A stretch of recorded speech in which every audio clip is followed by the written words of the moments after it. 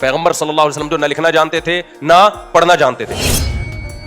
अगर मोहम्मद सल्लल्लाहु अलैहि वसल्लम लिखना पढ़ना जानते होते, बहुत ज्यादा आपने दुनियावी लिहाज से एजुकेशन हासिल की होती, तो आजकल के जितने फिलोसफर हैं वो कहते हैं असल में एक्चुअली उन्होंने एजुकेशन हासिल की थी, उस एजुकेशन के नतीजे में उनकी ये राय बनी थी, तो हम उनकी राय से मुत्तफिक नहीं है। अल्लाह ने अपने हबीब सल्लल्लाहु अलैहि वसल्लम को ना लिखने दिया ना पढ़ने दिया, ताकि आप जो कुछ कहें लोगों को यकीन आ जाए कि इसमें इनकी राय का कोई दखल नहीं है। ये खुदा का पैगाम है जो मोहम्मद सल्लल्लाहु अलैहि वसल्लम के जरिए लोगों तक पहुंचाया जा रहा है। दोस्तों, आंखें बंद कीजिए और कल्पना कीजिए वो किताब जिसे 2 अरब लोग अल्लाह का आखिरी वचन मानते हैं, उसे सुनाने वाला इंसान खुद पढ़ना लिखना नहीं जानता था, और अब पाकिस्तान का कट्टर मौलाना तारिक मसूद, जो कभी दूसरों की गुस्ताखी पर फतवे सुनाता था, अचानक लाइव टीवी पर खड़े होकर कहता है, पैगंबर सल्लल्लाहु अलैहि वसल्लम जो न लिखना जानते थे ना पढ़ना जानते थे। अगर मोहम्मद सल्लल्लाहु अलैहि वसल्लम लिखना पढ़ना जानते होते, बहुत ज्यादा नबी न पढ़ना जानते थे न लिखना। आयत लिखते वक्त कातिब से ग्रामर की गलतियां हुई, नबी सुधार नहीं सके, और वो गलतियां आज भी कुरान में मौजूद हैं।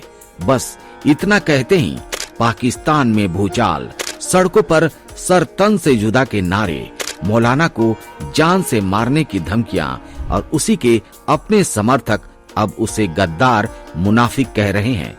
लेकिन सवाल ये है कि अगर मौलाना सच बोल रहा है तो सजा क्यों, और अगर झूठ है तो सच दिखाने से डर क्यों? आज हम उसी बंद दरवाजे को खोल रहे हैं जहां इतिहास, धर्म, राजनीति और डर आपस में टकराते हैं। तैयार रहिए, आपके सारे विश्वास हिलने वाले हैं। साल 2025, पाकिस्तान की गलियां आग उगल रही हैं। मौलाना तारिक मसूद, वही जो कभी मस्जिद के मीनार से गुस्ताखी करने वाले का सिर काटो चिल्लाता था, आज खुद पुलिस की गाड़ी में छिपा बैठा है। वजह एक 42 सेकंड की वायरल क्लिप। Camera on. मौलाना लाल आंखों से कहते हैं, हमारे नबी सल्लल्लाहु अलैहि वसल्लम न पढ़ना जानते थे न लिखना। आयात नाजिल होती थी, वो जैद बिन साबित को बुलाते, लिखो, लेकिन कातिब से ग्रामर की गलती हो जाती, नबी को पता ही नहीं चलता। वो गलतियां आज भी कुरान में जस की तस हैं। क्लिप खत्म होते ही पाकिस्तान में भूचाल, मदरसों में हंगामा, सड़कों पर सरतन से जुदा के नारे, मौलाना का घर जलाया गया, उसके बच्चे स्कूल से भागे। यही वो परमाणु बम है जिसने इस्लाम की 1400 साल पुरानी नींव हिला दी, और अब आपके दिमाग में भी धमाका होने वाला है। अब कुरान की तरफ नजर दौड़ाइए।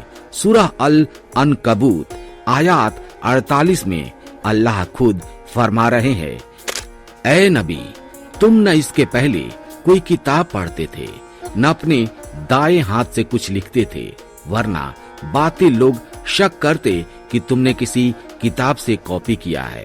यानी अल्लाह ने नबी को अनपढ़ रखा ताकि कोई उंगली उठा न सके। ये किसी यहूदी ईसाई किताब से चुराया है, लेकिन यही दलील अब उल्टी तलवार बन गई। सोचिए, अगर नबी खुद पढ़ लिख नहीं सकते तो जो ये आयतें लिखी गई उनकी शुद्धता की गारंटी कौन?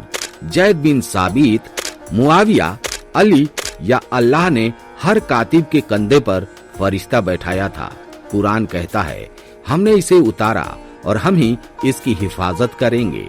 लेकिन अगर इंसानी हाथों से लिखी गई और नबी चेक नहीं कर सके तो हिफाजत का वादा कहाँ गया? क्या अल्लाह की गारंटी इंसानी गलती से ऊपर है या नीचे? ये सवाल आपका दिमाग खा जाएगा।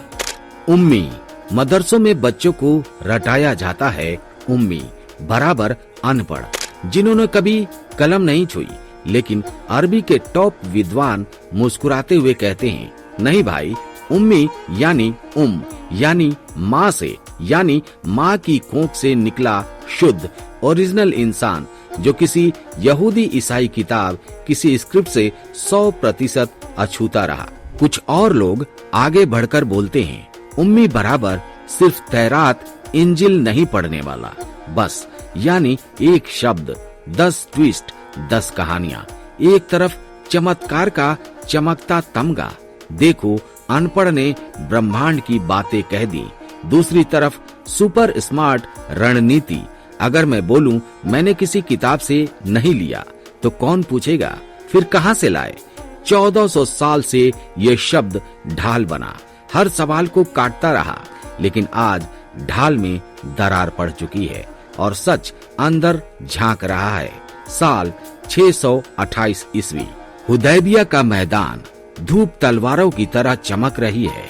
पैगंबर 1400 साथियों के साथ मक्का उम्रा करने निकले, लेकिन कुरैश ने रास्ता रोका। घंटों की तनातनी के बाद संधि तय। अब इसे लिखना था। पैगंबर ने हजरत अली को बुलाया। लिखो, मोहम्मद रसूल अल्लाह की तरफ से। कुरैश का सरदार सुहैल भड़क उठा।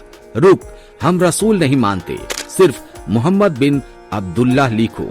लेकिन अली ने कलम रोक दी। बोले, रसूल अल्लाह का नाम मिटाना गुस्ताखी है।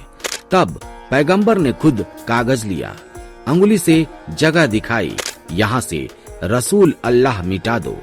इतिहासकार लिखते हैं, नबी ने खुद कुछ नहीं लिखा, सिर्फ बताया, क्योंकि वो लिखना नहीं जानते थे। सोचिए, एक छोटी संधि के लिए भी दूसरों पर निर्भर।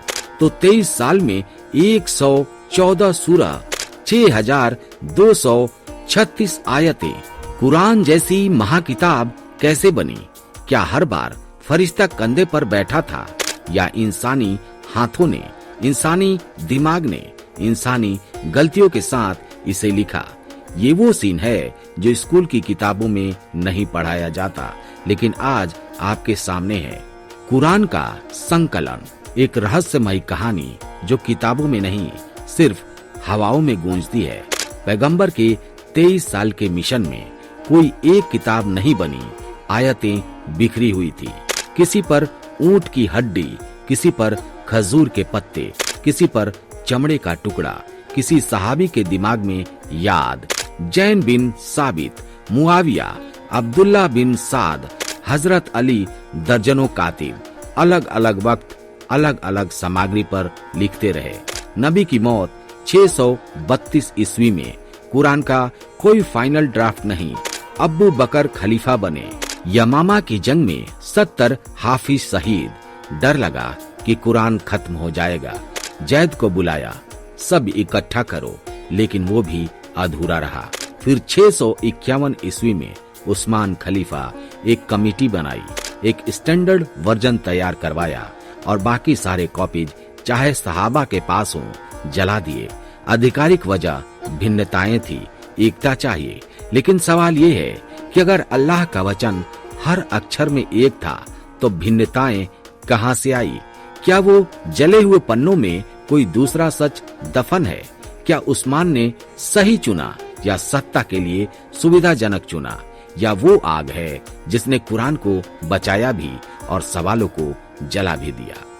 अब आते हैं सबसे बड़े सवाल पर, एक ऐसा सवाल जो सदियों से दफन है लेकिन आज जमीन फाड़कर बाहर आ रहा है।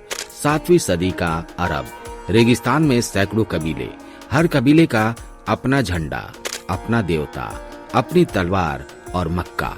यमन से सीरिया तक का व्यापारिक हब, काफिले आते जाते, सोना चांदी बहता। तभी एक शख्स खड़ा होता है, मैं अल्लाह का रसूल हूँ।